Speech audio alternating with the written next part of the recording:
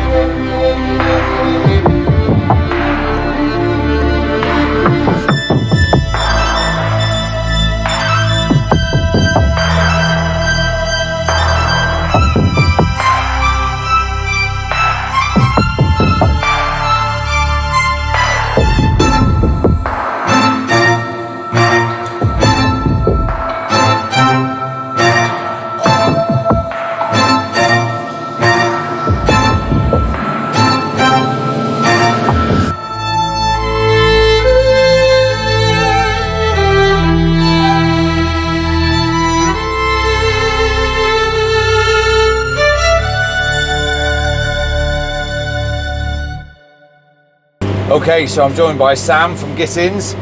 Sam, just introduce yourself to everybody. Yeah, as Ben said, my name's Sam. I've been here 10 years now, running the digester. We've got the solar now as well, which we're in front of us, can't quite see. And the ground source, that's my primary role. Right, okay, yeah. I'll do lots of other bits and pieces like mowing today, bit of spraying, bit of drilling, anything else really. Bit of tractor, bit of office work. Good bit of variation between it all then, by the sounds of it, Sam. Very much so, yeah. Just give a bit of overview in terms of, you know, the Gittins family and the farming and the enterprise and what it's all mainly structured around.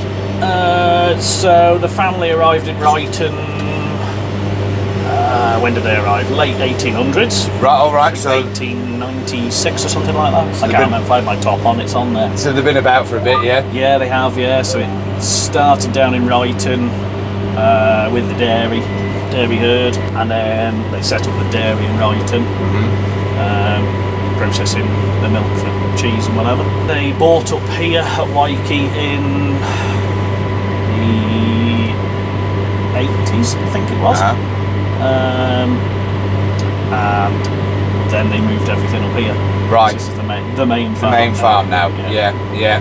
But obviously over the last few years, especially since, you know, I've been coming here, that Wykey has evolved and changed quite significantly from what it was. It has, yeah. So we started building the digester in 2011. Yeah. Commissioned in 2012. Then after that, it just progressed really.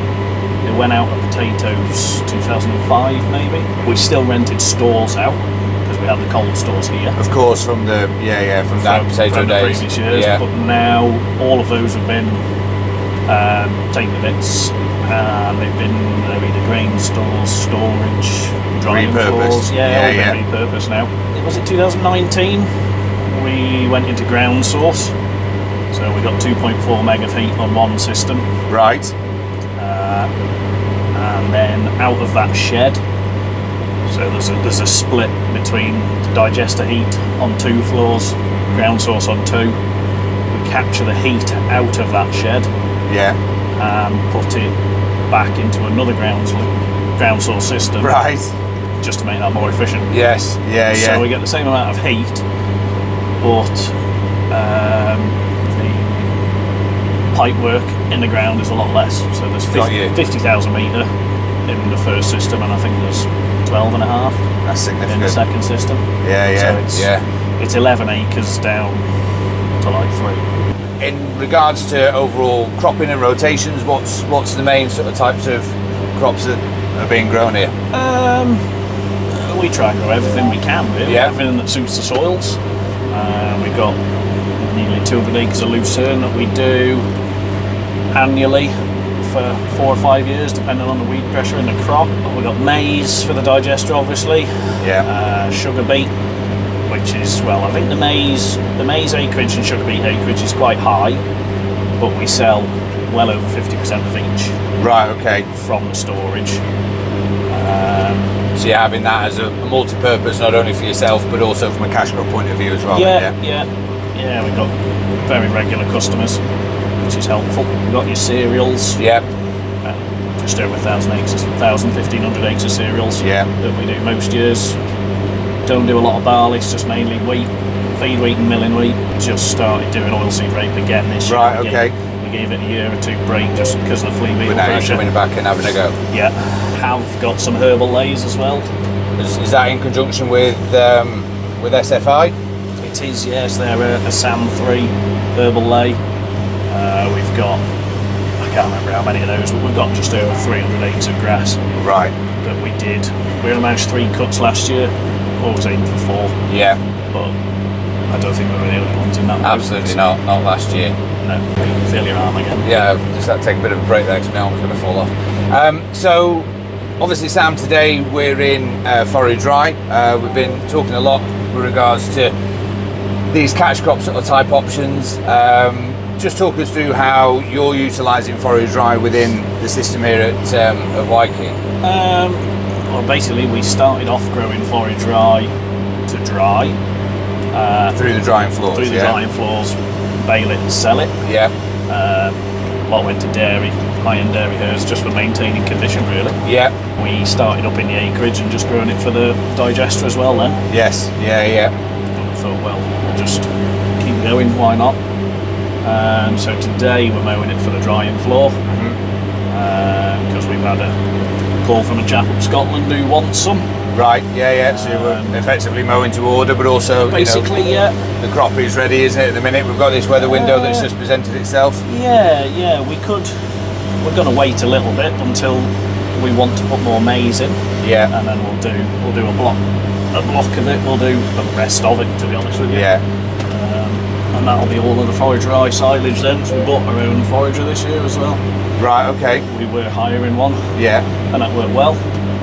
And then we thought we'll buy our own and take it in-house. You got more control of it then. A bit more flexibility. Yeah. Yeah. Well, we're doing nearly 3,000 acres of silage type products ourselves. That doesn't include doing bits for other people. Yeah. So obviously this is, we've discussed the drying floor ability. So you're obviously mowing today. Yeah. What would then be the expectation and the process for bringing this back in, and how does that all work? So tomorrow, it sounds like I'll be picking it up because no one else is available. Right. So it's fallen to you, yeah? It has, yeah. I'll be picking it up with the forage wagon. We got a Pottinger, is it Toro combine, whatever. I haven't had a couple of years now, and that was primarily for the lucerne job. Yeah. But whenever we're doing drying floors, we just do this, and it just works, to be honest with you. So brought back in with the bring it back in. Box. We'll put every 5th knife in, every 6th knife. I can't remember until I do it. Yeah. It's got them all back in into at the minute, but we'll take every couple out, so you get a length that is baleable. Yeah. But not too short that it balls up and goes hard, yes, and it can go mouldy on the drying floors if you can't get the airflow through the crop. Yeah. So once it's gone through the drying floor process, I mean, how long would it normally take to get it to a dry matter that you're happy with on the drying floor for? So lucerne and grass, it's normally about a week, which is right. nice. Yeah, Whereas Forage Rye, you've got to be very careful with. Yeah. I don't know, the moisture just sits in the growing nodes. Yes. And Pump for water, it can hold it, can't it? It's got to be 10 days minimum on the floors. Otherwise, you can end up with it. Your bales will go hot, they'll set on fire. Yeah. And you don't need that. And presumably you're having to turn it throughout those 10 days. It's not just a case of put it on and leave it. Turn it every day for at least a week. Right. Just to get the airflow through it. Yeah. So that's the one bad thing is, yes, it'll dry, but the air will just take the easiest option. So if you don't keep it turning, moving it, we have tried it where we don't turn it. You know, we've done every conceivable way. Yeah, trial and tribulations. Yeah, and doing it the way we do it, it just works. Yeah. It just works. It's a bit labour intensive, but you get a consistent product at the end. Yes, yeah.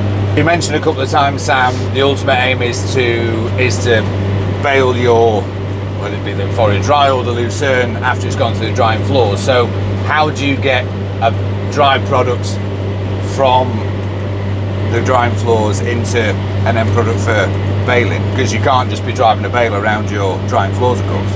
No, so again, that was a lot of trial and error. Yeah. How did we start? We started with a conveyor that we borrowed. Yeah. And we threw it onto that and into the side of the baler. Right, okay, yeah. Pickup. That wasn't, it worked. It made some bales, but whatever. Not what you were ultimately looking for, though. No, and then we put it out in a line in the yard, just with loaders and grabs, and went, this will work. Yeah. So then we invested in a feeder wagon, which worked. Yeah, that worked well. But then we were finding it was chopping it. Of course. Yeah. So then you pick up a bale and it'd split. It'd be too It was just too fine. Too short. Yeah. So then we had a demo of what they call a Hakesit. Simon and James went to see that. I think 2019. And we bought it then and there. So how's that different to a standard baler? The baler is no different. Yeah. It's a module that sits between the tractor and the baler. Right. That lets all the hydraulics and power PTO go through it. So it's a big hopper. You just dump it in the top. It's got a teaser auger and like a feed auger they call it. Yeah. It's just two tooth rollers that drop it onto a conveyor that feeds that as a fully static operation. Yeah, it feeds that straight into the baler. Obviously, we've discussed about utilising the renewable energy, drying floors, ultimately then baling this dry product. Is that the main reason behind, going down this process and producing that sort of type of crop? Obviously, to utilise the renewable energy to have that dry product rather than just, leaving this out in the swath and just conventionally baling. It's just about using the electric we've got really and producing. Because we produce 1900 kilowatts an hour from the digester. Right, it's significant, yeah. And then the solar, it's a megawatt system. Yeah. So you never get a megawatt, but that helps pick up the slack when the ground source is using what it needs to. So each element of your renewables has its strength and weakness and to almost cover each other. Yes. Yeah. Keep that consistency. That was the idea behind it all anyway. And from a customer's point of view, from the forage that's being produced as that dried bale product, what's the regular feedback and the demand and desire from them? Well, I mean, we got rung up about wanting this Forage Rye delivery. Yeah. We weren't going to do it. We were just going to mow it all and silage it. Yeah. Like we normally would, but for the money we'll get from it, it'll more than cover what we're losing. We're not shy of forages for the digester, so it means we can use the heat on the drying floors earlier. Yeah. So we'll just get on and do it really. Crop we're in today, Sam, I don't think it's taken any harm from a bit of a mixed winter and at the moment the conditions that we've been given, it's a tremendous crop that we're in. Just talk us through the ins and outs of how this crop was established and what it is we're looking at today. So it was established towards the end of September. Yeah.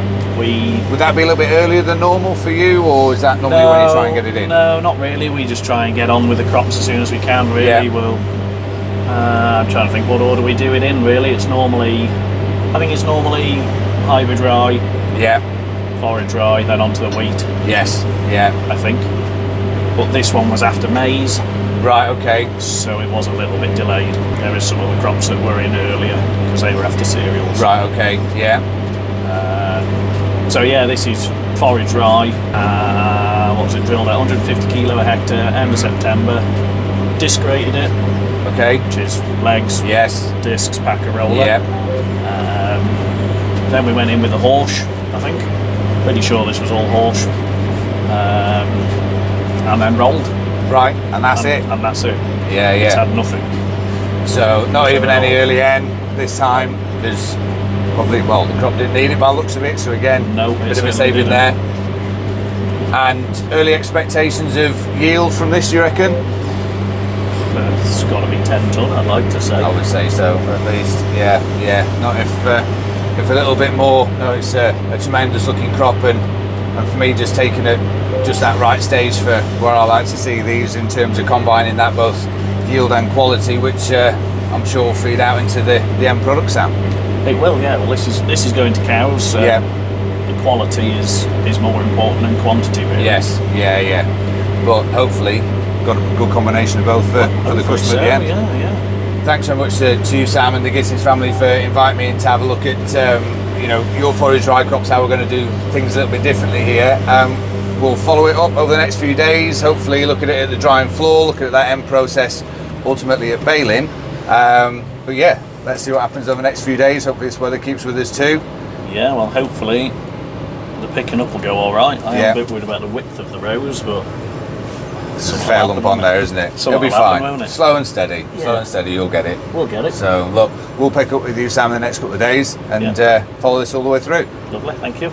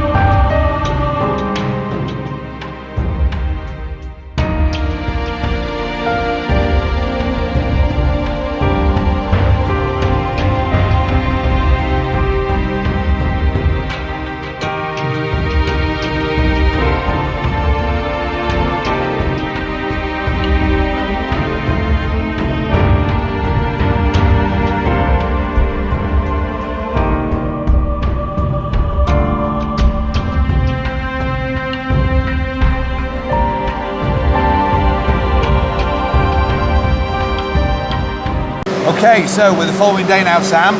Yeah. So obviously mowed yesterday, started picking up today, everyone has seen through the forage box, and now into the drying floors then, yeah? Yeah, that's the plan. So what's the process after it's been obviously tipped here? Do you have to do any levelling out or leave it as it is? What's Yes, going you to can be the see next 2 piles behind us. plan? Yep. They'll be levelled out. So each drying floor has 2 full loads. Yeah, they'll level it out. Yeah. Then we'll, I think, looking at the rows, probably going to have 3 loads on every floor. Right. Okay. Yeah. Probably about 15 loads. Yeah. I don't know. Don't want too much more than that with Forage Rye because it's so wet. And that's actually, I mean, looking at some of the footage from outside, we wanted to thinking why have you left the middle of the field? But it's because capacity of the drying floors, but also Yeah, it's just mowing to capacity really. We started yesterday. We wanted to drop the whole field, but that didn't happen. No, because obviously big crop on, but also you know you're only going to be cutting for what you actually need as well. You know, for your orders coming out. Yeah. We don't overfill these because you can't turn them properly. Right. Yes. And it just takes too long to dry. So each floor gets 2 or 3 loads, and then how long or when we going to be looking to get the finished dry product from these floors then? Probably 10 days. Right, 10 days. So it'll be at least a week of turning every day. Probably first job for someone, come down with a buck rake on the loader. I was going to say, so it's buck rake loader, just it's move as it simple about. as basically it'll look like this: 1 pile, put it to the side, put it back level. Right, yeah. Other side, dig it out, and just level it back. Bring it back across again. It just gives it a good mix. Yes, yeah. What sort of temperatures are you going to be?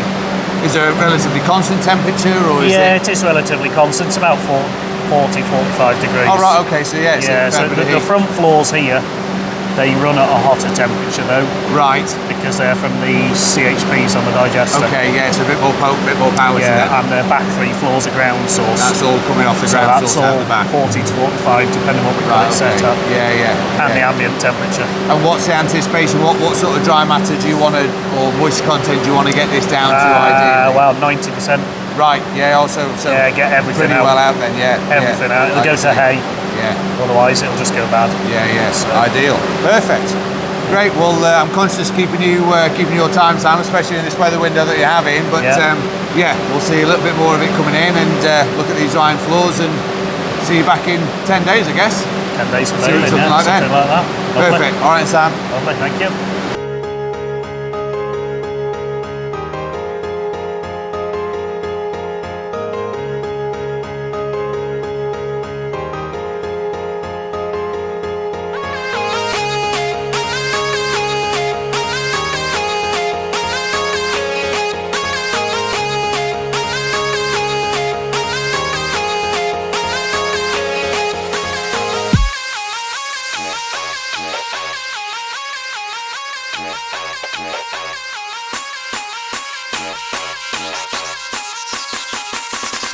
It's a 16 buff in the dark of the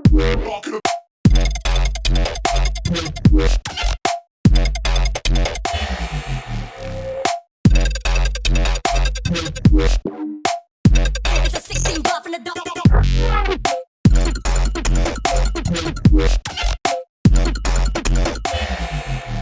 A few days later on now, Sam, and quite a few days, quite a few days on now, but baling process. So just talk us through. So obviously we saw the Forage Rye coming in. It's been on those drying floors now, so it got to that moisture content of sort of 10% that you're looking for. Something like that. Anywhere from 88 to 94. Right. Okay. Yeah. Perfect. Dry matter, so what's the process for today then?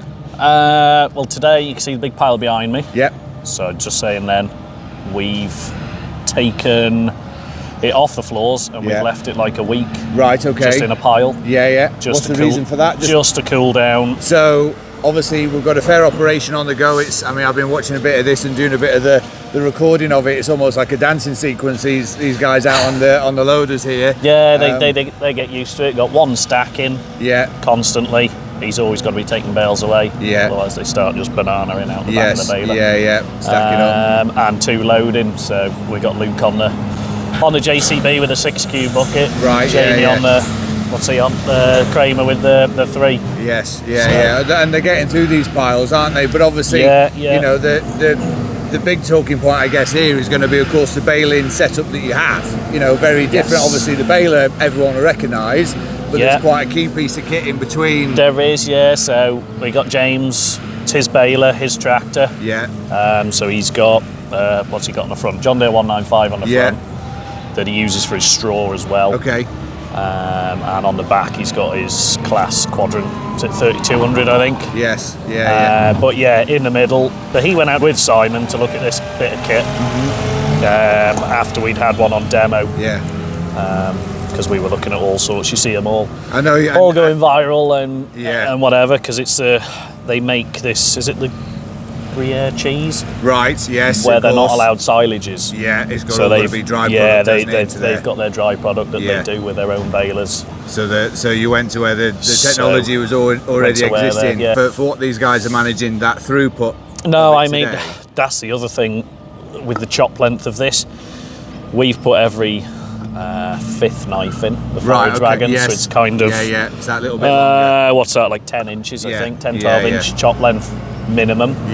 There is the long stuff when it goes in straight, just to give it that bite, because otherwise I guess if it'd be too fine you'd be struggling if it's a bit finer in the lucerne, if we chop it like that, it absolutely flies through the module. But it would. Whereas this stuff, it's a bit more bulky and it kind of sits there in the hopper as you polish in. You've got to reverse it and the two teaser rollers, it goes through. Yes. And you good going, you'll keep two. The two loading ones busy. And they've been flat out for what I've seen this morning, and just not too fast, not too slow, and just that nice steady pace. Just nice, keeping up, consistent. That's good.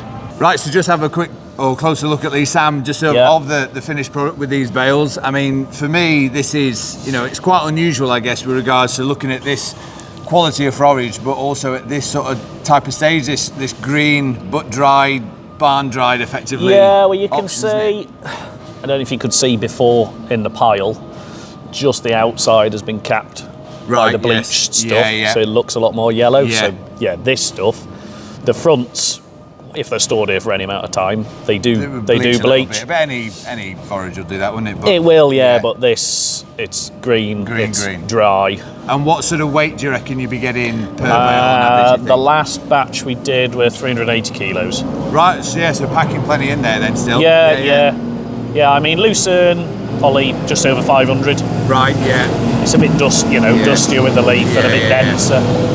But this stuff, it's very bulky and hollow almost. There's nothing to it. No. Baler doesn't like it. Well, it is. It's that different sort of type of forage, that different complexity of structure as well, isn't it? Like you say, a little bit, quite a bit different actually to the likes of lucerne from a structural point of view. But ultimately the end product and great to see. And overall for Forage Rye this spring, growing over the winter, how have you got on, and what's your general feeling of this year's sort of yields, I guess? It's been good, yeah. Good. I can look and tell you the yields if you want. I don't know what they are off the top of my head, because we foraged 160, 170 acres, I think, in the end, that we put in the clamp, so we'll feed that to digestion. We did. It was basically two full fields for this. The rest of it, it's a bit further away. So we silage that instead. Straight into the clamp. Then the lucerne's ready now as well, so we've got lucerne on the floors already. Right, so lucerne's been cut, so once this is out of the way, lucerne will then start rolling in. Well, it's in, so floors are empty. That was lucerne. Saturday, I think it was. That was the first cut of that onto the floors. Great. But no, I think overall, it's definitely been a more kinder winter to Forage Rye crops in particular this time, hasn't it? All crops. Yeah. All crops has been a lot kinder too, because the moisture it wasn't there, was it? No.